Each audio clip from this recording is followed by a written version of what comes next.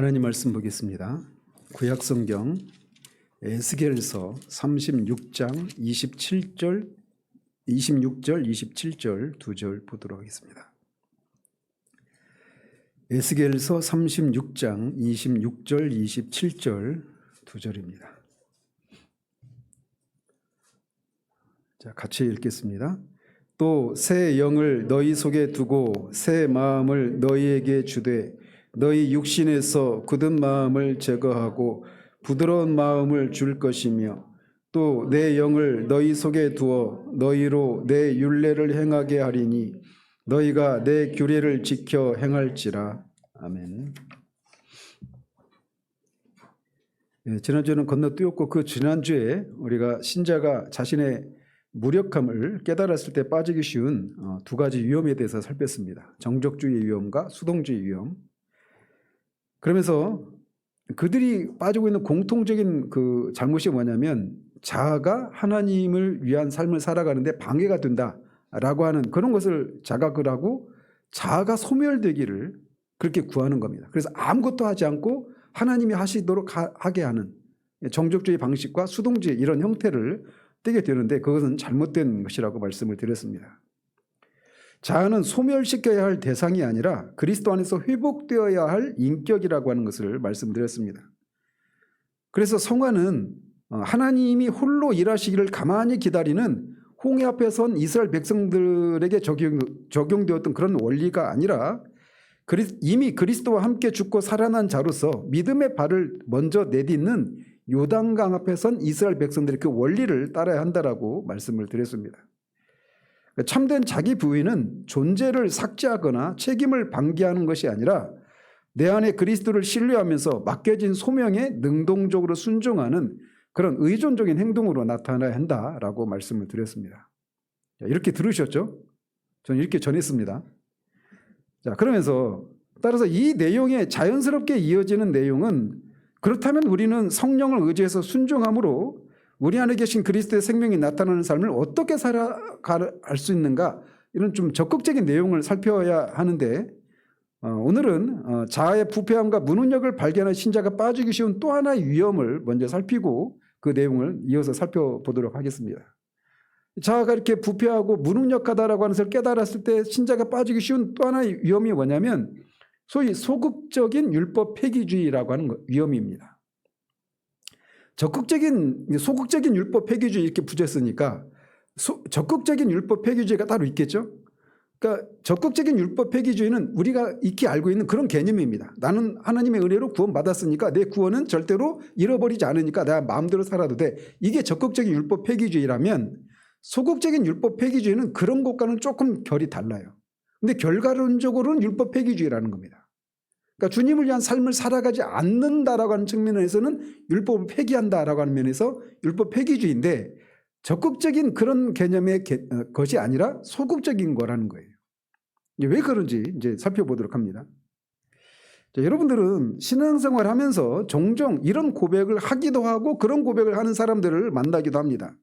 뭐냐면 나는 아무것도 할 수 없습니다. 나는 그저 죄인일 뿐입니다. 내 안에는 선한 것이 하나도 없습니다. 자, 이런 고백을 여러분이 하기도 하고 듣기도 하죠. 이 고백 자체는 참으로 귀한 고백이라고 할 수가 있습니다. 사실 이 고백이 진짜 자신 안에서 나오는 고백이라면 정말 귀한 거예요. 지나가면서 말씀드리지만 우리가 지난주나 그 지난주 했던 육의 무익함, 자아의 이 부패함 이런 것들, 그러니까 무엇을 해야 되느냐, 어떻게 해야 되느냐 이런 얘기들은 많이 하지만 그것을 하는 원천이 문제가 있다라고 하는 이 문제를 다루지는 않아요. 많은 경우에. 그렇지 않습니까, 여러분? 육신의 무익함을 구원받기 전에의 육신의 무익함에 대해서는 간혹 얘기하지만 구원받은 이후에도 여전히 육신이 무익하다. 여전히 신자 안에 옛 본성, 그 자아가 그 옛 자아의 그 부패한 본성이 우리 가운데 남아 있어서 우리가 행하는 모든 것들을 다 오염시킨다라고 하는 것. 그래서 이 자아의 힘으로 하나님을 기쁘시게 해드리는 삶을 살 수 없다라고 하는 이 내용에 대해서는 많이 가르치지를 않습니다. 그냥 어떻게 하면 죄를 죽일 수 있는지, 어떻게 하면 실제적인 거룩함을 이룰 수 있는지 이런 얘기들은 그래도 조금 더 이렇게 진지한 그룹에서는 그런 것들을 가르치지만 그런 그룹들 안에서조차도 죄를 죽이고 거룩함을 이루는 그것을 행하는 원천이 무엇인가에 대한 문제를 많이 안 다룬단 말이에요. 그래서 이런 얘기들을 듣기가 쉽지가 않은 시대예요. 우리 시대가. 자, 그런데 그렇기 때문에 나는 아무것도 할 수 없습니다. 내 안에 아무런 선한 것이 없습니다라고 하는 이런 고백을 하는 사람을 사실상 많이 듣지를 못해요. 그러니까 이런 진정한 의미로 말이에요. 얼마든지 뭐 가짜로 그런 고백은 얼마든지 립싱 그 차원에서 그렇게 할 수 있죠. 립서비스 차원에서 그렇게 할 수는 있지만 진짜 내가 그것을 깨달았기 때문에 이게 진정한 고백을 이렇게 말하는 사람들은 찾기가 쉽지가 않아요. 그래서 이런 고백이 진정한 고백이라면 이 고백 자체는 정말 귀한 거예요. 사도 바울도 나는 죄인의 괴수라고 그렇게 말하지 않았습니까? 다윗도 모태에서부터 내가 죄 중에 잉태했다라고 고백을 합니다. 이렇게 자신의 전적인 타락과 무능력을 깨닫는 것은 복음으로 들어가는 유일한 관문이고 또 성화를 이루어가는 과정에서도 늘 기억해야 할 진리입니다. 그런데 우리 한국교계 일각에서는 이 귀한 진리를 기이한 방향으로 뒤틀어버리는 흐름이 나타나고 있어요. 오늘 하려고 하는 게 이겁니다. 소위 그 서문학교의 고 김성수 목사나 그에게 영향을 끼쳤다고 말하는 십자가 마을의 이근호 목사와 같은 그런 분들이에요. 김성수 목사는 들어보셨죠? 근데 십자가 마을 이근호 목사는 못 들어보셨죠? 십자가 마을이라고 하는 공동체가 있는데 거기 이근호 목사가 김성수 목사에게 영향을 끼쳤어요. 그러니까 유명하기는 김성수 목사가 훨씬 유명하지만 그 뒤에는 그분이 있어요. 그들은 이렇게 말합니다. 인간은 철저히 부패했기에 하나님이 받으실 만한 선을 단 0.1%도 행할 수가 없다. 그러므로 신자가 성화를 이루려고 하는 노력하는 그 자체가 자기의를 쌓는 인본주의적인 죄악이다 라고 말합니다. 그래서 그 그룹들은 신자가 선을 행할 수가 없다 이렇게 얘기해요. 왜? 전적으로 부패했으니까. 전적으로 무능력하니까.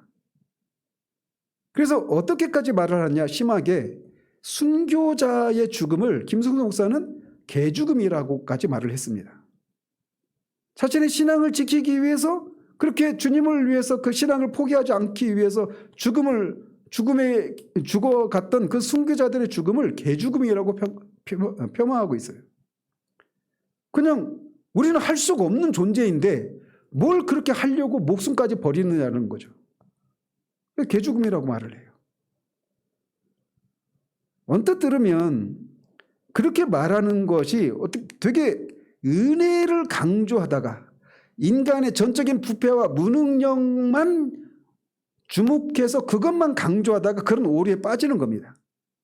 그래서 이 문제를 자아의 무능함과 부패함을 발견했을 때 신자가 빠질 위험, 이 부분에서 다루는 거예요. 그러나 그런 것들은 복음의 탈을 쓴 치명적인 독입니다.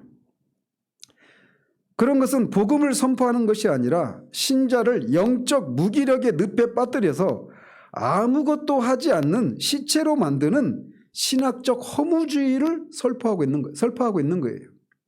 실제로 그 고 김성수 목사는 신자를 강시에 비유합니다. 강시 아시죠? 동양판 좀비죠. 그래서 신자를 강시에 비유해요. 강시가 뭘 할 수 있겠냐는 거죠. 그분은 떠났지만 아직도 그의 설교들과 책들이 상당한 사람들한테 영향력을 끼치고 있어서 왜 이런 가르침이 위험한지, 그리고 성경이 말하는 새 언약의 영광이 무엇인지를 오늘 살피고자 하는 거예요. 그래서 그런 그룹들을 소극적 율법 폐기주의자다 이렇게 말할 수가 있어요.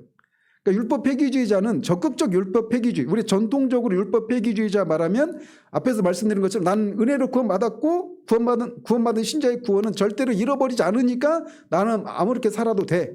이게 적극적인 의미의 율법 폐기주의자예요. 근데 소극적인 율법 폐기주의, 이 김성수 목사류의 이 율법 폐기주의는 결국은 율법 폐기주의잖아요. 그죠? 아무것도 할 수 없으니까 아무것도 안 하는 거란 말이에요.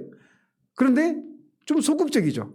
그죠? 할 수 없으니까 아무것도 안 하는 거예요. 그런 면에서 소극적인 율법 폐기주의다 이렇게 말을 하는 겁니다. 제가 붙인 말이에요. 그래서 못 들어본 말일 수 있습니다. 근데 어쨌든 그들의 논리는 이래요. 뭐냐면 하나님은 완전하신 분이시기 때문에 완벽한 것만 받는다. 맞습니까? 틀립니까? 맞죠? 하나님은 절대로 자기의 성품을 거슬러서 행동하실 수가 없어요. 하나님은 완전하시기 때문에 완벽한 것이 아니면, 완전한 것이 아니면 받으실 수가 없습니다. 그런데 우리는 죄로 오염되어 있죠. 거듭난 신자라 하더라도 죄의 오염 상태 가운데 있어요. 그렇기 때문에 그런 우리가 내놓는 모든 것들은 다 오염된 겁니다. 김성수 부사는 굉장히 말을 직설적으로 굉장히 과격하게 얘기하거든요. 쓰레기라고 말을 해요. 그러니까 제가 한 말이 아니니까 기분 나쁘게 듣지 마십시오. 그래서 우리가 내놓는 모든 것은 쓰레기다. 하나님이 그런 쓰레기를 받으실 리가 없다. 그러므로 우리가 할 일은 뭐냐? 나는 쓰레기입니다라고 고백하면서 하나님의 은혜만을 찬양하는 것뿐이다. 이게 그들의 논리예요. 자, 여기서 질문 하나 던지겠습니다. 만약에 신자가 그들이 말하는 것처럼 선을 행할 수 없는 존재라면 성경 곳곳에서 이를테면 디도서 2장 14절에 선한 일에 열심하는 자기 백성이 되게 하려고 우리를 구원하셨다는 말씀은 어떻게 해석을 해야 될까요? 또 디모데후서 3장 17절에 성경을 주신 목적을 모든 선한 일을 행할 능력을 갖추게 하려 함이라 라고 말하고 있어요. 이런 말씀들은 그분들은 어떻게 해석을 할까요? 그들은 이렇게 답을 합니다. 그런 명령들은 우리가 지킬 수 있고 그래서 지키라고 주신 것이 아니라 오히려 우리가 지킬 수 없다라고 하는 것을 깨달아 절망하게 하려고 주신 그런 일종의 장치일 뿐이다. 이렇게 말을 합니다. 그러면 그들은 신약의 복음과 율법을 똑같이 보고 있어요? 똑같이 안 보고 있어요? 똑같이 보고 있죠. 그러니까 율법을 주신 목적이 뭐예요? 우리의 죄를 깨닫게 해서 우리가 그 율법을 따라 살 수가 없는 존재이다라고 하는 것을 깨닫고 누구에게로 향하도록 하는 거예요. 그리스도를 향하도록 율법을 주시다 이렇게 말한단 말이에요. 그러니까 그들은 여전히 구약에 살고 있는 거죠. 신약을 주신 목적도 그들은 같은 개념으로 이걸 실제 우리가 지킬 수 있다고 해서 지키라고 주신 것이 아니라 지킬 수 없다라고 하는 것을 깨닫고 절망하도록 하는 것. 그리고 그렇게 지킬 수 없는 우리를 하나님의 아들을 통해 우리를 구원해 주셨구나. 우리에게 임한 구원이 이런 방식으로 이루어졌구나 라고 하는 걸 깨닫고 그런 구원을 주신 하나님께 찬양하는 것. 이게 신자의 삶이라고 말을 해요. 허무하지 않습니까? 이들에게 복음은 더 이상 우리를 변화시키는 능력이 아니라 우리를 영원히 걷지 못하는 장애인의 상태에 묶어두는 족쇄가 되어버린 겁니다. 저는 이 현상을 또 다른 신율주의라고 부르고 싶어요. 과거의 율법주의가 행위를 강조했다면 이 새로운 율법주의는 무능력, 이것을 해라라고 하는 이 명령 앞에 그것을 지킬 수 없다라고 하는 것을 깨닫고 나는 할 수 없습니다 라고 하는 나의 무능력을 고백하는 행위를 강조한다는 측면에서 또 다른 종류의 신율주의다 이렇게 고백할 수 있다는 거예요. 그 고백을 하도록 하는 것, 그 고백을 하는 사람이 진짜 신자예요. 그들의 기준에서. 그들에게는 나는 아무것도 할 수 없습니다라고 처절하게 눈물을 흘리면서 고백하면서 하나님의 아들 예수 그리스도께서 이런 나를 구원하셨구나라고 하는 것을 깨닫고 고백하는 것이 성도가 해야 하는 전부라고 가르칩니다. 그러니까 그들에게는 어떤 삶의 성화가 이루어지고 성장하고 이런 개념이 있어요? 없어요?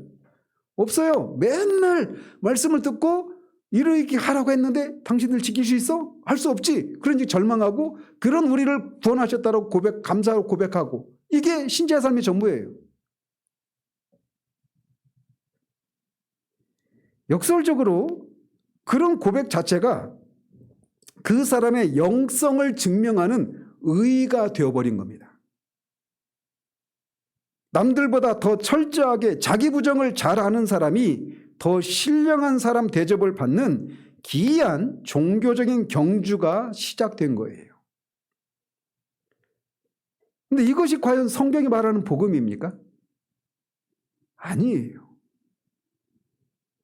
그런데 이분이 돌아가셨지만 여전히 그분의 영향력이 아직도 살아있어요. 우리 시찰이 아니라 그런 가르침을 베푸는 분이 있어요.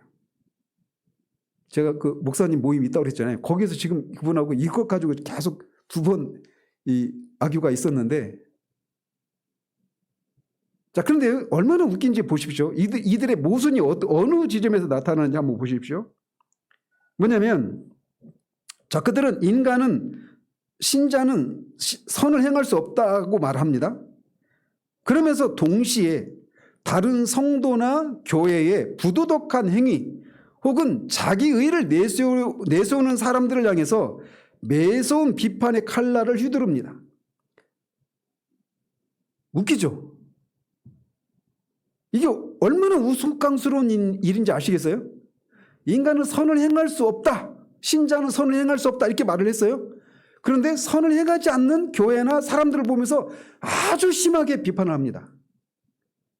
그러니까 김성수 목사 굉장히 거칠게 이 기존 교회에 있는 목사나 교회 이 부도덕하고 자기 일을 쌓으려고 하고 이런 것들을 얼마나 신랄하게 비판하는지 모릅니다.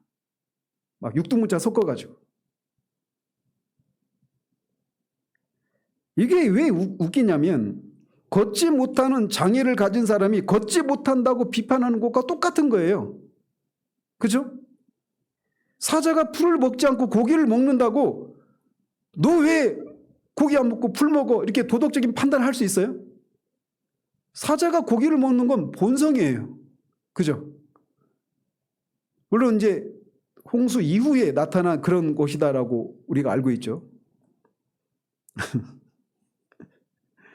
그래서 만약에 인간이 죄의 본성에 완전히 장악되어서 선을 행할 기능 자체가 전무하다면 그런 인간이 죄를 짓는 것은 비판의 대상이 아니라 그저 자연스러운 생리현상이요 본성에 따른 행위일 뿐인 것이란 말이에요.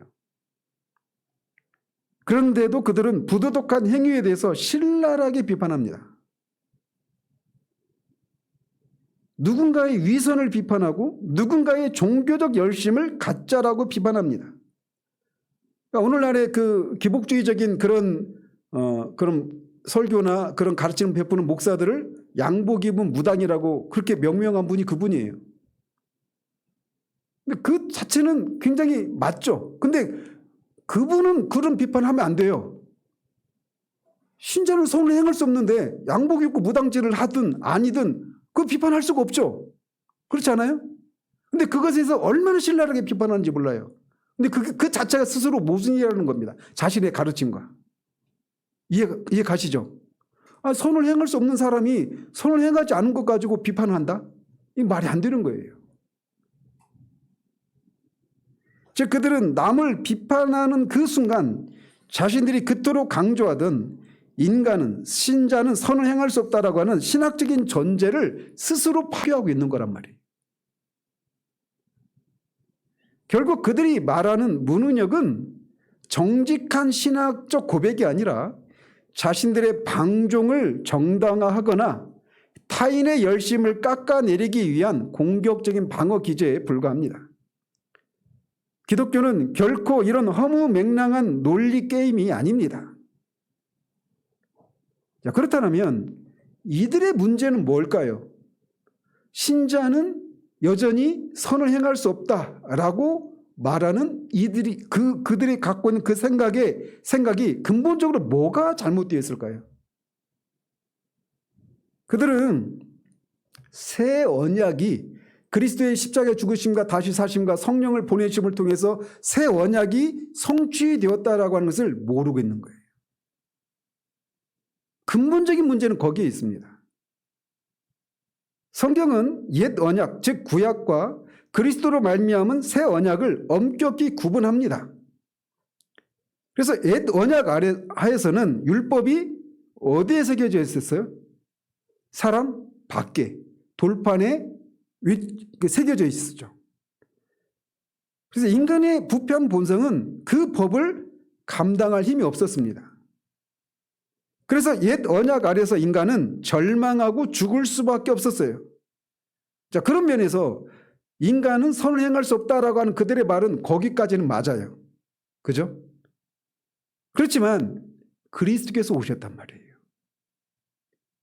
그분은 십자가에서 죽으시고 부활하셨을 뿐만 아니라 승천하셔서 우리에게 누구를 보내주셨어요? 성령을 보내주셨습니다.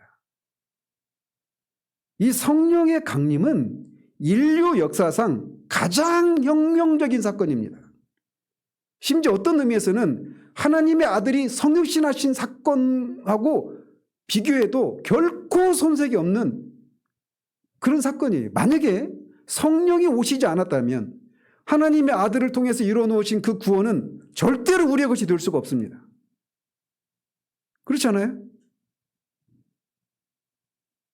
그래서 성령의 강림은 인류 역사상 가장 혁명적인 사건이라고 할 수가 있는 거예요. 아더 핑커는 그래서 하나님 우리에게 주신 가장 큰 선물이 있는데 하나님의 아들을 주신 것과 성령을 주신 것이다, 이렇게 말을 해요. 그래서 그리스도 기독론과 성령론은 뗄 수가 없는 겁니다. 성령의 언급이 없는 기독론은 무용지물이에요. 그야말로 그림의 떡입니다. 그리스도가 어떤 분이시고 그 그리스도가 어떤 일을 하셨는가를 우리가 속속들이 알고 그 영광을 안다 한들 그게 우리의 것이 될 수가 없어요. 성령이 아니고서는. 성령님이 오셨다라고 하는 것은 우리 인류 역사상 가장 혁명적인 사건이에요. 그래서 그 결과 하나님의 법과 관련해서 어떤 일이 일어났느냐. 하나님의 법이 이제 돌판, 우리 밖에 있는 돌판이 아니라 우리의 마음판, 신비에 새겨지기 시작했다는 겁니다. 오늘 우리 본문에서 말하고 있는 게 그거예요. 또 새 영을 너희 속에 두고 새 마음을 너희에게 주되, 새 영을 주고 새 마음을 주고 할 때는 이것은 우리 인간편에서의 새 영, 새 마음을 말하는 겁니다. 근데 뒤에 내 영을 너희 속에 두어 너희로 내 율례를 행하게 하리니 너희가 내 규례를 지켜 행할지라. 내 영은 성령을 가리키는 거예요. 그러니까 하나님은 우리에게 너희는 못하니까 포기해라고 말씀하시려고 성령을 보내신 것이 아닙니다. 반대로 너희 힘으로는 안 되었지만 이제 내 영, 성령을 너희 안에 두어서 너희로 행하게 하겠다. 뭘 행하게 해요? 하나님의 율법을 지킬 수 있도록, 그 율법을 따라 행할 수 있도록 해주겠다라고 하셔서 성령을 우리에게 주신 거예요. 이것이 새 언약의 핵심입니다. 새 언약의 핵심적인 내용은 그 예레미야와 에스겔서에서 나오는, 예레미야는 주로 영원한 죄사함에 대한 약속이에요. 에스겔서에서는 이렇게 새 마음과 새 본성을 주시고 성령을 주셔서 성령이 우리 안에 계셔서 말씀을 따라 살 수 있도록 해 주시겠다라고 하는 거. 이게 새 언약의 핵심적인 내용입니다. 영원한 죄사함과 중생과 성령의 내주. 이게 새 언약의 핵심적인 내용이에요. 근데 이게 이루어졌다고요. 그래서 새 언약의 시대를 우리가 살고 있는 겁니다, 지금. 우리는 더 이상 옛 언약 안에 살고 있지 않아요. 만약 신자가 구원받은 이후에도 여전히 선을 행할 수 없는 존재라면 성령님은 신자 안에서 도대체 뭘 하고 계실까요? 그저 우리의 무능력을 구경하면서 한숨만 쉬고 계신 그런 분이 결코 아니십니다. 성령은 우리를 거듭나게 하실 뿐만 아니라 우리 안에 내주하셔서 우리의 의지를 새롭게 하시고 실제로 하나님의 법을 즐거워하며 행할 수 있는 실제적인 추진력을 공급하시는 분이십니다. 성령님이 우리 안에 계시는 거예요. 이 소극적인 율법 폐기주의의 또 다른 어떤 일부 사람들은 출애굽기 20장 2절을 인용하면서 이렇게 주장을 합니다. 출애굽기 20장은 뭐가 기록되어 있어요? 십계명이 기록되어 있죠. 근데 십계명에 나는 너희를 애굽 땅 종되었던 곳에서 구원한 여호와 하나님이라 라고 하시면서 제1은 너는 나의 외에는 다른 신을 두지 말라라고 하시면서 10가지 계명을 주시잖아요. 그런데 이제 소극적인 율법 폐기주의에 해당될 수 있는 일부 사람들은 그 구절을 인용하면서 이렇게 주장을 해요. 내가 과거에 애굽의 종이었고 고아와 과부와 나그네처럼 비참했다는 사실을 뼛속 깊이 깨달아야만 비로소 하나님의 은혜에 감격해 선을 행할 수 있다. 그래서 무슨 말씀 드리냐면 십계명을 따라 행하는 삶을 살도록 하기 위해서 하나님이 취하신 조치가 뭐냐면 너희들이 이전에는 애굽 땅 종되었던 그런 사람이었고 나그네였고 고아였고 과부였지만 이제는 너희가 나를 인해서 구원을 받았으니 이제 너희들이 가나안 땅에 들어가서는 이제 그때 너희들의 신분을 기억하고 그 땅에 들어가서는 이 10가지 계명을 지키며 살아라. 이렇게 이 계명을 주셨다. 이렇게 해석한단 말이에요. 언뜻 들으면 매우 경건해 보이죠. 자기 부인을 강조하고 있고 하나님의 은혜를 높이는 것처럼 들리고 있기 때문에 그렇습니다. 하지만 잘 보십시오. 여기에는 무서운 함정이 있습니다. 어떤 함정이 있느냐면 만약에 기독교에서 말하는 순종이 단지 과거의 비참함을 기억해내서 짜내는 감정적인 반응에 불과하다면 기독교나 다른 일반 종교나 윤리철학과 다를 바가 없게 되는 거예요. 그렇지 않습니까? 너희들이 과거에 어떤 비참한 처지에 있는지를 생각해 봐라. 그런데 이제 너희들이 구원받았으니까 그때를 생각하면서 너희들에게 주변에 있는 고아나 과부나 나그네들을 사랑으로 섬기고 이렇게 하라는 거예요. 그런데 우리가 과거에 우리가 어떤 처지에 있었다라고 하는 것을 기억하는 것만으로 우리가 하나님이 기뻐하시는 선을 행할 수 있습니까? 선을 행할 수가 없어요. 불교에서도 자기의 무력함을 깨닫고 자아를 비우라고 가르칩니다. 인본주의적인 도덕가들도 과거의 고난을 잊지 말고 선하게 살라고 권면합니다. 그래서 만약에 복음이 주시는 능력이 단지 기억력과 어떤 심리학적인 자극에 머문다면 그것은 기독교를 단지 고상한 깨달음의 종교로 전락시키는 거예요. 그렇지 않습니까? 저도 이전에 교회에서 많이 들었던 멘트 아마 박 집사님도 기억하실 거예요. 우리 박 집사님도 기억하시겠네요. 우리가 어떻게 세상을 사랑할 수 있습니까? 우리 사랑하는 주님을 십자가에 못 박은 그 세상을 향해 우리가 어떻게 그 세상의 품에 안길 수 있습니까? 우리 주님의 얼굴에 침 뱉은 그 세상의 입술에 우리가 어떻게 입을 맞출 수 있습니까? 이런 멘트도 다 뭐예요? 주님에게 행하신 세상이 주님에게 어떤 일을 행하셨는지를 알면 우리가 기억하면 세상을 사랑할 수 없게 된다라고 하는 거죠. 이거는 복음이 아닙니다. 물론 기억하는 것이 우리가 선을 행하는데 어떤 일정 부분에 기여를 할 수 있지만 선을 행할 수 있는 원천이나 동력은 아니에요. 굉장히 감성적인 설교이지만 그건 복음이 아닙니다. 우리가 무엇인가 과거의 우리의 처지를 깨닫고 기억함으로써 선을 행할 수 있다면 우리가 할 일은 뭡니까? 끊임없이 과거에 어떤 일들이 있었는지 우리가 과거에 어떤 사람이었는가를 끊임없이 되뇌이는 것으로 설교는 다 구성되어져야 되죠. 근데 그렇지 않습니다. 성경이 말하는 구원은 결코 그런 수준이 아니에요. 우리가 어떤 것을 우리 신분을 과거의 신분을 또는 새로운 신분을 자각하는 것만으로 우리가 선을 행할 수 있다고 가르치지 않아요. 구원은 우리에게 정보를 제공해 주어서 생각을 바꾸는 것을 넘어 우리를 죽은 죄 가운데서 살려내는 생명의 사건입니다. 기독교는 깨달음의 종교가 아니라 생명의 종교예요. 여러분 죽은 나무에게 너는 원래 씨앗이었고 아무것도 아니었음을 기억해라 라고 100번 외친들 그 나무에서 열매가 맺히겠습니까? 죽은 시체에게 너는 원래 흙이었음을 깨달아라 라고 말한다고 해서 그 시체가 일어나서 선을 행할 수 있습니까? 똑같은 이치인 거예요. 그런 가르침들은. 기독교는 깨달음을 통해서 나를 고쳐 쓰는 종교가 아니라 그리스도와 함께 죽고 그리스도와 함께 다시 태어나서 새 생명 가운데 행하는 생명의 종교입니다. 하나님은 우리에게 너는 무능하다는 사실만을 가르치시는 교사가 아니라 우리 안에 새로운 생명을 창조하시는 창조주이십니다. 예수를 믿는다라고 하는 것은 우리가 죽었던 우리가 살아나는 사건이에요. 성령께서 우리 안에 내주하신다는 것은 단순히 우리가 죄인임을 상기시키기 위함이 아닙니다.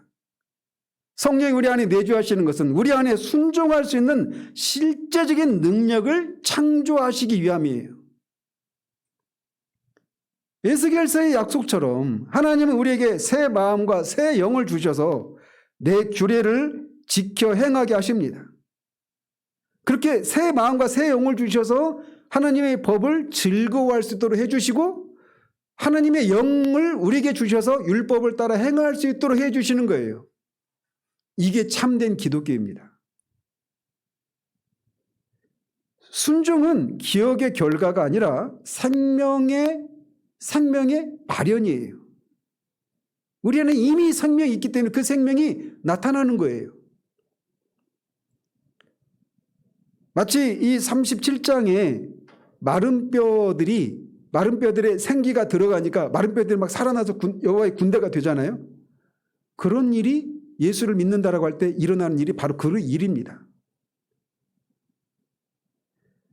그러니까 저도 제가 전하는 메시지들은 거의 제가 보면 개혁주의적인 그런 설교라고 저는 제가 스스로 생각하는데, 개혁주의를 외치는 많은 사람들 중에 성령의 언급이 없이 성령이 없는 기독교적인 특징을 드러내는 경우들이 많아요.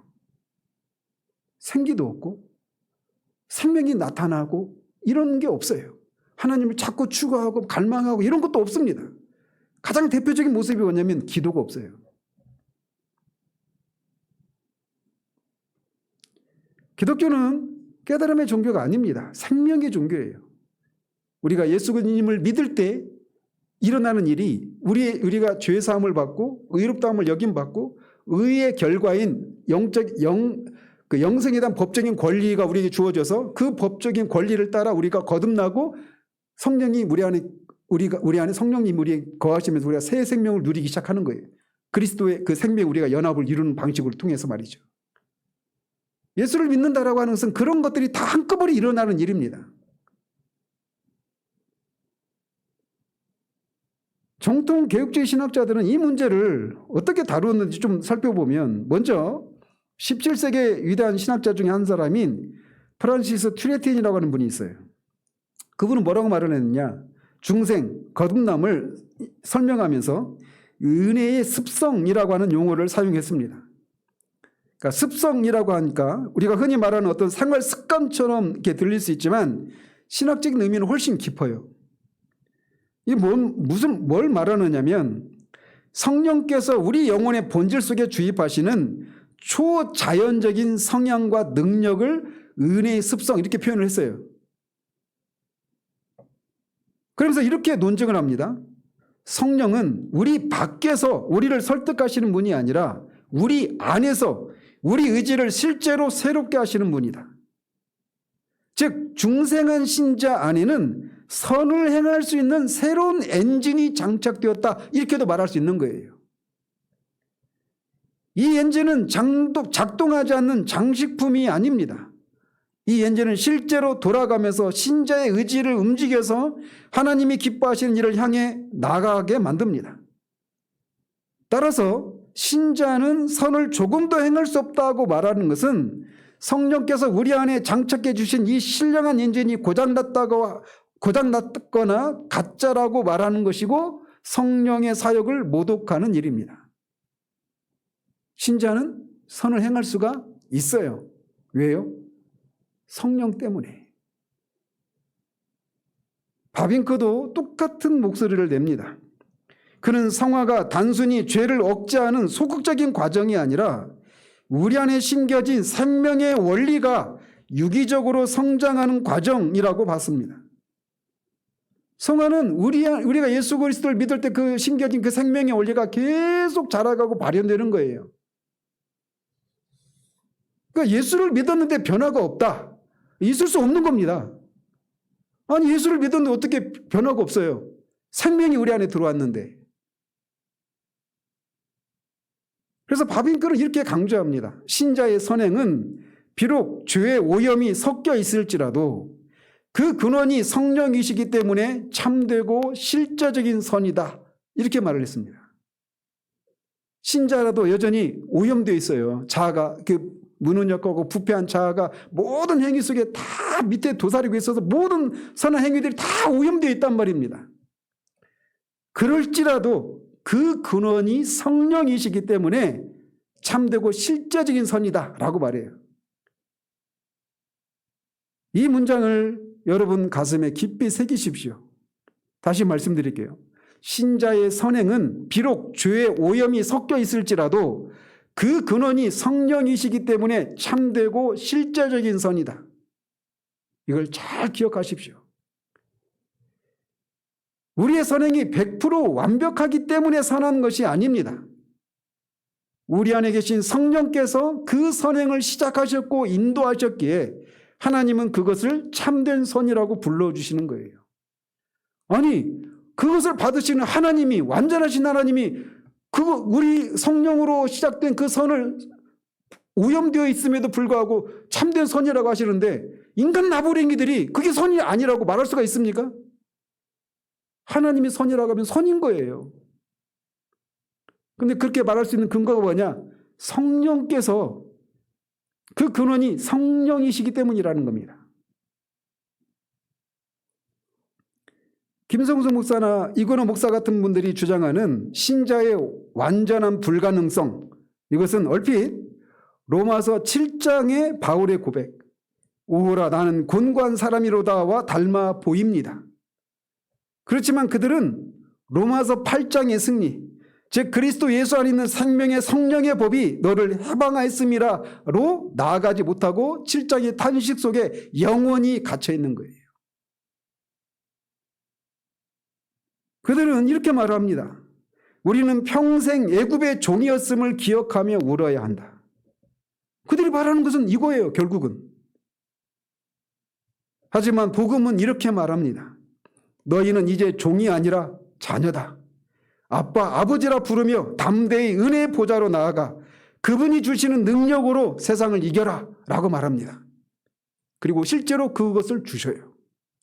주셨습니다. 우리가 매일 우리가 아무것도 할 수 없고 내 안에 아무런 선한 것이 없습니다라고 하는 죄인됨을 고백하는 이유는 그런 상태에서 절망하며 아무것도 안 하고 누워있기 위함이 아닙니다. 오히려 나의 무능력에도 불구하고 내 안에서 강력하게 일하시는 성령의 능력을 더 의지해서 한 걸음 더 순종의 길로 나아가기 위해서예요. 이거를 우리 자신 안에 선한 것이 없고 무능력하다는 것을 고백하지 않으면 내 힘으로 하거든요. 그리고 그것은 필연적으로 필패하거든요. 근데 그것을 포기하시는 거예요. 우리의 무능력을, 절망스러운 상황을 그 상태 가운데서 내가 아니라 성령을 의지해서 순종의 길로 나아가도록 그것을 포기하신단 말입니다. 절망은 왜 그것을 거룩한 절망이라고 복된 절망이라고 하느냐? 절망 자체가 목적이 아니기 때문에 그렇게 부르는 거예요. 그 절망을 딛고 그 절망 가운데서 성령을 의지함으로 할 수 없는, 나는 할 수 없지만 성령을 통해서 할 수 있기 때문에 그 길로 나가도록 하기 위해서 겪게 되는 절망이기 때문에 거룩한 절망이다, 복된 절망이라고 부르는 거예요. 기독교는 부서진 자아의 파편을 붙들고 통곡하는 무덤이 아닙니다. 오히려 부활의 생명이 약동하는 잔치 자리입니다. 성령이 우리 안에 내주하시고 그 성령께서 우리를 질투하시기까지 그리스도 형상을 닮아가도록 하시기 위해서 우리를 인도하시고 우리를 이끌어 가시는 거예요. 우리 안에서 소원함을 두고 그 일을 행하도록 끊임없이 우리 영혼을 새롭게 하시고 자극하시는 일들을 하신단 말입니다. 그런데 한편 보면 우리가 이 정직하게 우리 자신을 돌아보면 이런 분들이 말하는 소위 소극적 율법 폐기주의자들이 왜 그토록 신자는 선을 행할 수 없다, 이런 신자의 불가능을 외치는지 그 심정을 조금은 이해할 수도 있습니다. 왜냐하면 하나님의 거룩함은 태양보다도 밝고 정결합니다. 반면 우리의 가장 고귀한 순종조차도 현미경으로 들여다보면 그 안에는 교만, 자기 만족, 타인과의 비교 혹은 보상심리라고 하는 죄의 찌꺼기들이 덕지덕지 붙어 있어요. 만약 하나님께서 우리의 순종을 율법의 잣대, 즉 100%의 완벽함이라고 하는 기준으로 심사하신다면 이 세상에 하나님께 상달할 수 있는 선행은 단 하나도 없습니다. 여기서 우리에게 중대한 질문이 하나 던져지게 돼요. 그렇다면 하나님은 왜 우리에게 선을 행하라고 명령하셨는가? 받지도 못할 쓰레기를 가져오라고 하시는 가학적인 분이신가? 라고 하는 질문이 생겨날 수 있는 겁니다. 우리가 하나님을 위해서 선을 행하려고 하는데 여전히 우리의 부패하고 오염된 것들이 있단 말이에요. 그래서 100%의 기준을 보면 100%가 될 수가 없어요. 항상 오염되어 있죠. 그런데도 하나님은 왜 우리에게 선을 행하도록 그렇게 명령하시냐라는 겁니다. 그거 할 수 없는 그 할 수 없다라고 해서 깨닫고 고통하고 애통해하고 절망하고 그런 것을 멀리서 보면서 막 기뻐하시는 그런 가학적인 하나님이시기 때문에 할 수 없는 우리에게 선을 행하라고 하시느냐? 아니라는 겁니다. 근데 소극적인 율법 폐기주의자들은 결론적으로는 그런 하나님으로 만드는 거예요. 그렇지 않습니까? 그래서 하나님은 왜 우리에게 선을 행하라고 명령하셨는가?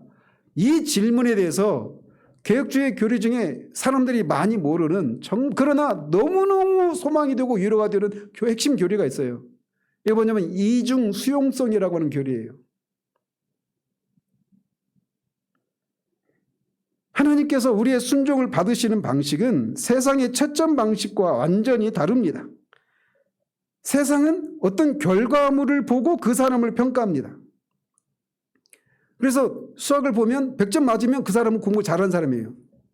그죠? 그 결과를 보고 이 사람은 공부 잘한 사람, 얘는 똑똑한 사람 이렇게 평가합니다. 세상의 채점 방식이 그렇잖아요.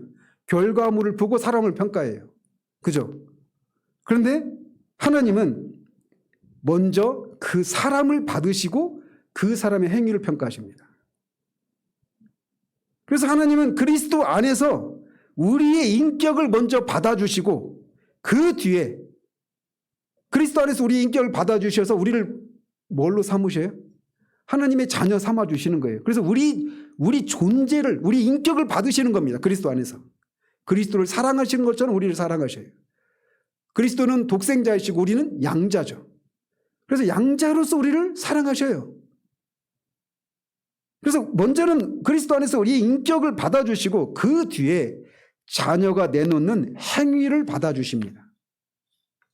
그래서 자녀로서 우리를 먼저 받으시고 자녀로 된 우리가 하나님을 기쁘시게 해드리기 위한 어떤 선이 여러 가지 부족함이 있고 연약함이 있고 그렇지만 자녀가 내놓는 선이기 때문에 그걸 사랑으로 받으시는 거예요. 이게 이중 수용성이에요. 성경은 우리가 아직 죄인 되었을 때 그리스도의 의를 우리에게 전가하셔서 우리를 의롭다고 선언하셨다라고 가르칩니다. 이게 첫 번째 수용이에요.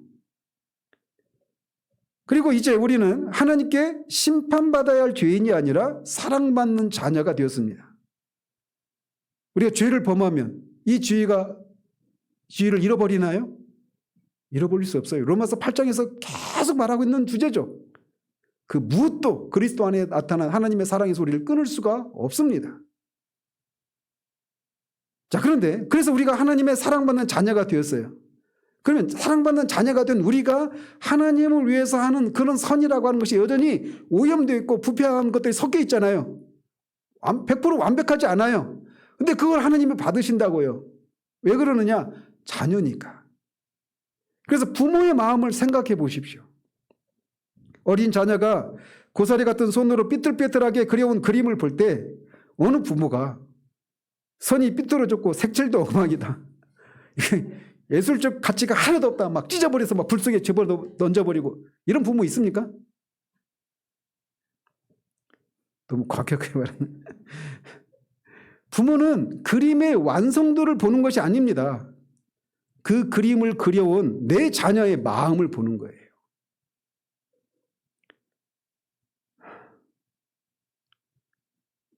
저는 저 자신을 보면 그런 생각해요. 과장된 생각이 아니라 하나님의 영광을 생각하면 내가 빨리 죽는 게 오히려 하나님의 영광을 위한 것이 아닌가 이런 생각도 해요. 왜냐하면 제 안에서 그렇게 신실하지도 못하고 충성되지도 못하고 뭐 능력도 없고 이런 모습들을 끊임없이 보니까. 근데 하나님께서 우리의 순종을 받으시는데 그 순종의 가치가 100% 완벽하기 때문에 받는 게 아니란 말이에요.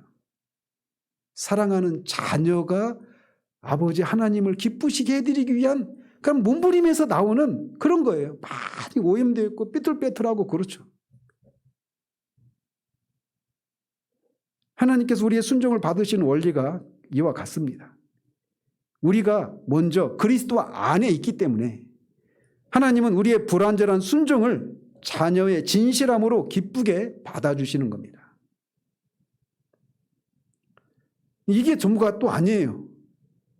여기에 더 놀라운 신비가 또 있습니다. 우리의 순종이, 그 불완전한 순종이 하나님께 올라갈 때 우리의 순종 혼자 올라가지 않는다는 사실입니다. 우리의 대제사장 되시는 예수 그리스도께서 그 순종을 손에 받드셔서 하나님 아버지께 전달하셔요. 즉 그리스도의 중보가 있다란 말이에요. 그래서 웨스트민스터 신앙고백서 16장 6절에 이렇게 선언합니다. 신자들의 선행 역시 아들 안에서 수용하시며, 먼저 이 수용을 먼저 말하죠. 다시 읽어드릴게요. 신자들의 선행 역시 아들 안에서 수용하시며 그것들의 수많은 연약함과 불완전함이 섞여 있을지라도 그것들을 성실하게 행하는 것으로 보시고 받으실 뿐만 아니라 상을 주신다. 이게 하나님의 은혜인 거예요. 받으실 수도 없는 것임에도 불구하고 성령으로 말미암은 것이고 또 우리가 자녀로서 드리는 것이고 또 그리스도의 중보가 섞여서 드려지는 순종이기 때문에 그거를 받으시는 걸 넘어서서 상을 주시기까지 하시는 거예요. 그리스도께서는 우리의 오염된 순종을 자신의 보혈로 씻어내십니다. 우리의 기도와 구제와 헌신에 묻어있는 죄의 냄새를 제거하시고 거기에 자신의 온전한 순종이라는 향기로운 향을 입히십니다. 그래서 하나님 아버지가 받으실 때는 그것이 더 이상 쓰레기가 아니라 아들의 향기가 나는 고귀한 제물이 되는 겁니다. 그러므로 나는 더러워서 아무것도 안 하겠다는 주장은 겸손한 것처럼 보이지만 사실은 우리의 순종을 씻어내어 하나님께 상달케 하시는 그리스도의 제사장적 중보 사역을 모독하는 교만이에요.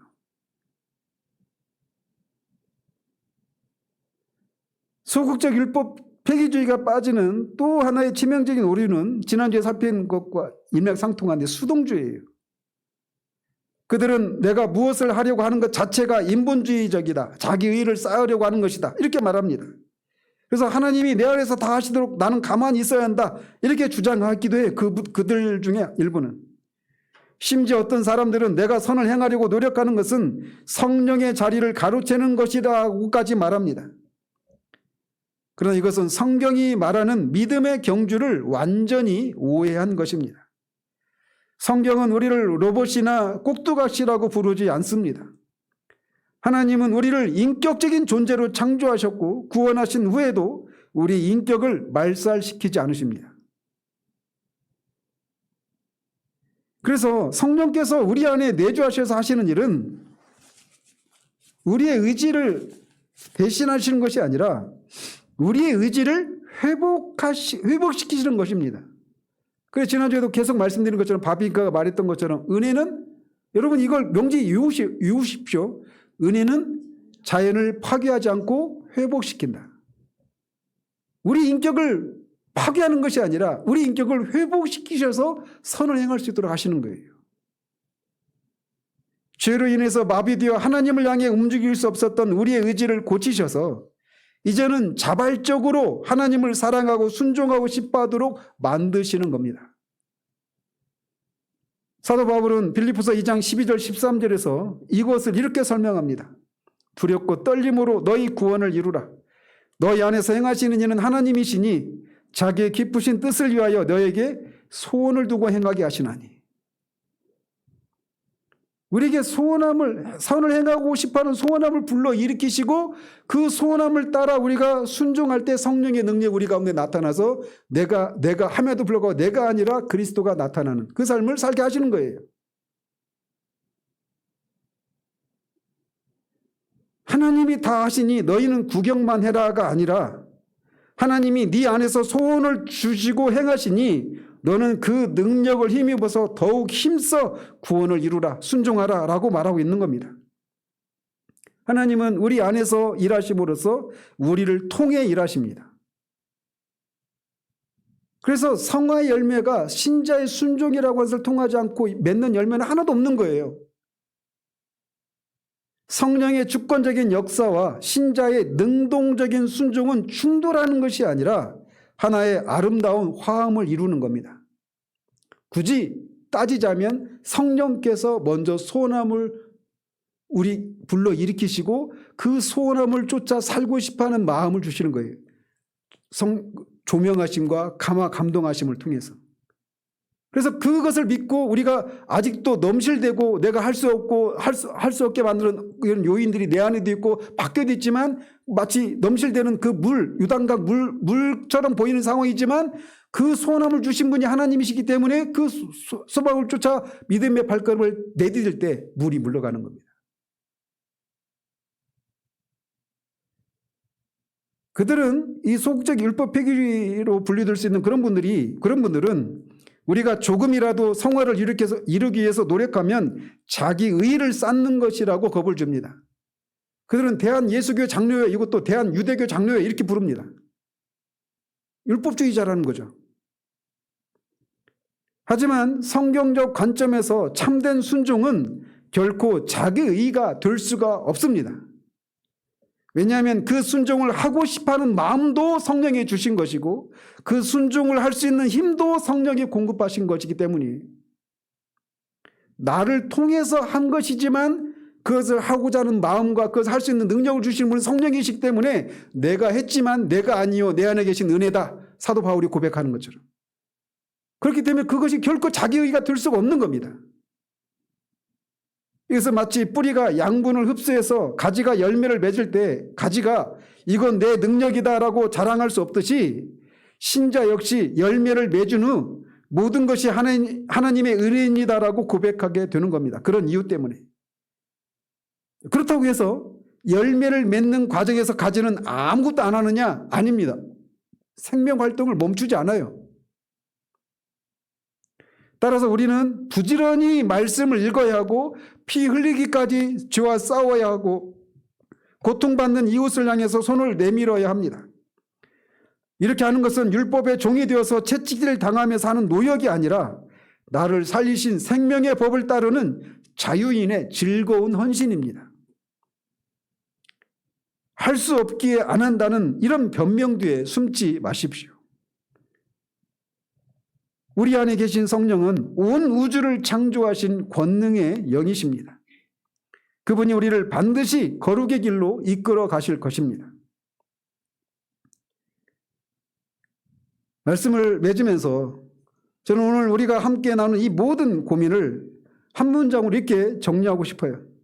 즉 복음은 위험하지만 율법은 안전하다라고 하는 역설입니다. 왜 복음이 위험하다고 말을 합니까? 복음은 우리에게 아무런 공로를 묻지 않고 거저 주시는 하나님의 전적인 은혜이기 때문입니다. 이 은혜가 너무나 크고 파격적이기에 부패한 인간은 이를 오해해서 방종의 면죄부로 삼거나 오늘 우리가 살펴본 것처럼 아무것도 하지 않아도 되는 영적 게으름의 핑계로 삼기 쉽기 때문에 복음은 위험하다 이렇게 말하는 거예요. 로마서 강의하면서 말씀드렸죠. 5장 말미에 죄가 더한 것에 은혜가 더욱 넘쳤다라고 말하니까 6장 1절에서 그러면 은혜를 더하기 위해서 죄 가운데 거해도 되느냐 이런 반론이 나오잖아요. 율법 폐기주의적인 이런 반응이 나오지 않습니까? 복음을 바르게 전하면 항상 이런 것들이 나타나는 거예요. 그래서 복음은 위험한 겁니다. 그런 면에서 은혜를 오용하는 자들에게 복음은 그들의 영혼을 잠들게 만드는 위험한 아편과 같이 될 수 있습니다. 그런 의미에서 복음이 위험하다 이렇게 말하는 거예요. 반면 율법은 안전하다고 말할 수 있습니다. 왜 그러느냐? 구원받은 신자에게 율법은 더 이상 우리를 정죄하고 심판하는 형벌의 몽둥이가 아니기 때문입니다. 이제 거듭난 신자에게 율법은 하나님의 자녀들이 세상이라는 거친 바다에서 길을 잃지 않도록 비춰주는 안전한 가드레일이요 서치라이트와 같은 것이 되기 때문에 그렇습니다. 우리는 율법을 지켜서 구원을 받는 것이 아니라 구원을 받았기에 율법이라는 안전한 길 위에서 비로소 참된 자유를 누리며 걷게 되는 것입니다. 그래서 온전한 그리스도에서도 말씀드렸죠. 은하철도 999 철도 위로 기차가 달리는 것을 것에 비유할 수 있다고 말씀드렸죠. 이것이 바로 개혁주의가 강조하는 율법의 제3용도입니다. 나는 부패해서 아무것도 할 수 없다는 고백 뒤에 숨어서 성령의 역동적인 일하심을 제한해서는 안 됩니다. 그것은 겸손이 아니라 불신앙입니다. 하나님은 여러분을 아무것도 못하는 죄인으로 내버려 두시려고 그 아들을 죽이신 것이 아닙니다. 여러분을 하나님의 선한 일을 위해 열심을 내는 존귀한 백성으로 재창조하시기 위해서 그 비싼 값을 치르셨습니다. 그리고 그런 백성이 될 수 있도록 성령을 우리에게 주신 거예요. 그래서 여러분이 기도하고 싶을 때, 이웃을 돕고 싶을 때, 죄의 유혹 앞에 단호히 아니요라고 말하고 싶을 때 그 마음을 주신 분이 누굽니까? 바로 여러분 안에 계신 성령님이셔요. 여러분이 성령님이 우리 안에 내주하신다. 이것도 나중에 좀 더 깊이 있게 좀 몇 번에 걸쳐서 살펴봐야 돼요. 성령이 우리 안에 계신다라고 하는 것을 마음이 뜨거워졌다, 어떤 불을 받았다, 어떤 초자연적이고 어떤 물리적인 이런 개념으로 많이 생각합니다. 음성을 들었다 이런 식으로 말이죠. 근데 그렇지 않아요. 소원함을 불러 일으키시는 방식으로 하는 거예요. 근데 처음에는 모르죠. 사무엘이 처음에 사무엘아 부를 때 엘리가 부른 자고 막 가잖아요. 처음에 하는 이 관계를 누림에 있어서 이게 성령께서 하시는 것이 모르고 그렇게 할 수 있어요. 근데 이 관계가 깊어지면 성령께서 내 안에 주시는 마음이구나 이런 걸 알아요. 그거 어떻게 확인하는지 아십니까? 그 성령께서 주신 것이라고 하는 이런 생각을 품고 그것에 순종할 때 결과를 보면 성령께서 하셨구나.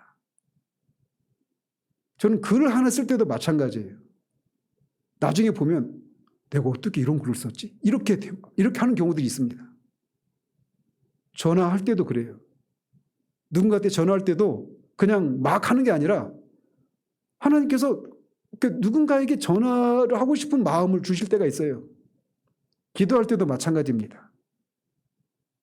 이렇게 말하면 우리 목사님 신령한 목사님이네 하면서 여러분이 이렇게 생각하지 않으시길 바라요. 성령님 우리 안에 가만히 계시는 분이 아니십니다. 일하시는 분이십니다. 그래서 이런 마음이 들 때 내 의지니까 가짜야라고 부정하지 마십시오. 오히려 내 안에 성령님이 살아계시는구나 라고 기뻐하면서 그분을 의지해서 발걸음을 내디디십시오. 여러분의 순종이 완벽하지 않아도 괜찮습니다. 자아의 부패가 섞여 있어도 낙심하지 마십시오. 죽을 때까지 자아의 부패가 사라지지 않습니다. 그러니 섞여 있다고 해서 낙심하지 마십시오. 우리에게는 우리의 순종을 보혈로 씻어 하나님께 향기롭게 올리시는 중보자 예수 그리스도가 계십니다. 하나님은 여러분의 완벽함을 보시는 것이 아니라 그리스도 안에서 여러분의 진실함을 보고 계십니다. 그러므로 이제 무기력한 정욕주의 감옥을 깨고 나오십시오. 자아의 무능력을 묵상하는 데서 멈추지 말고 우리를 능하게 하시는 그리스도의 권능을 묵상하십시오. 기독교는 깨달음의 종교가 아니라 생명의 종교입니다. 우리는 과거의 비참함을 기억하면서 겨우겨우 도덕을 흉내내는 자들이 아니라 부활하신 그리스도의 생명이 우리 혈관 속에 흐르고 있는 새로운 피조물입니다. 우리는 옛날의 우리가 아닙니다. 그러므로 이번 한 주간 여러분의 삶의 현장에서 성령의 세미한 음성에 민감하게 반응해 보십시오. 작은 선행 하나, 따뜻한 말 한마디, 죄를 멀리하려고 하는 작은 몸부림 속에 하나님의 영광이 머물 겁니다. 그 안전한 율법의 길 위에서 복음의 능력을 마음껏 발휘하며 살아가는 영광스러운 성도들이 되시기를 우리 주님 이름으로 축원드립니다. 기도하겠습니다.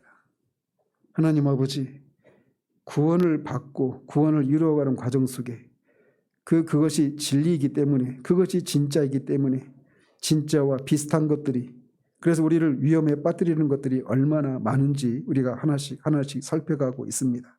그중에 우리가 오늘 자신의 자아의 부패함과 무능력을 발견했을 때 우리가 그런 존재이기 때문에 우리는 하나님을 기쁘시게 해드릴 수 있는 선을 행할 수가 없다라고 말하는, 그래서 아무것도 안 하고 그저 할 수 없다라는 것을 깨닫고, 그런 나를 그리스도를 통해서 구원하셨구나라고 하는 그 구원의 도를 깨닫고 그것이 신자의 삶의 전부라고 가르치는 소극적인 율법 폐기주의 위험에 대해서 살폈습니다.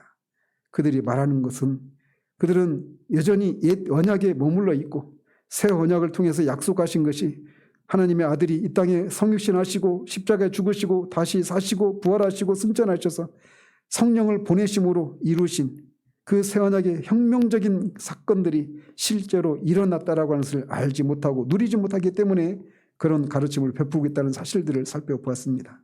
누구든지 그리스도 예수 안에 있는 자들은 새로운 피조물이라고 말하는, 왜냐하면 그리스도 안에 있는 사람들은 그리스도와 함께 십자가에 죽고 그와 함께 살아서 이제 새 생명 가운데 행할 수 있는 사람이 되었고, 그들 안에 성령이 계셔서 우리에게 선을 행하고자 하는 그런 마음을 불러일으키시고 우리가 믿음으로 그 순종의 발걸음을 뗄 때 그 선을 행할 수 있는 능력을 주셔서 전에는 할 수 없었던 것을 할 수 있는 그런 우리가 되었고, 뿐만 아니라 그럼에도 불구하고 여전히 우리의 부족한 섬김에, 오염된 섬김에 그리스도의 중보를 통해서 하나님이 받으시기에 합당하게 그렇게 중보해 주시며, 또 하나님이 그리스도 안에서 이미 우리를 하나님의 자녀로 받아주시고 그런 자녀로서 드리는 그 불완전한 섬김을 자녀가 드리는 그 진실한 마음을 보시고 완전하신 하나님이 기쁘게 받으실 뿐만 아니라 상까지 주신다라고 하는 이 놀라운 완벽한 이 체제가 우리에게 해당되기 때문에 우리가 비록 부족하지만 선을 행할 수 있다라고 하는 이 진리를 믿고 성령께서 우리에게 주시는 그 세미한 음성에 우리가 믿음으로 순종함으로 실제로 그 삶을 살아내는 우리들 될 수 있도록 도와주시기를 원합니다. 하나님, 얼마나 거짓된 가르침들이 난무하고 진리 비슷한 것처럼 보이는 것들이 난무하고 있는 시대인지요. 우리가 진리를 아는 일들에 더욱더 힘을 쓸 수 있도록 도우시고 진리를 알면 알수록 모든 삶의 영역에서 자유함을 만끽하며 살아가는 그런 우리들 되기를 원합니다. 그런 누림을 통해 하나님이 그리스도를 통해 하신 일들의 합당한 존귀와 영광이 하나님께만 돌려지기를 소원하옵고 우리 주 예수 그리스도 이름으로 기도합니다. 아멘.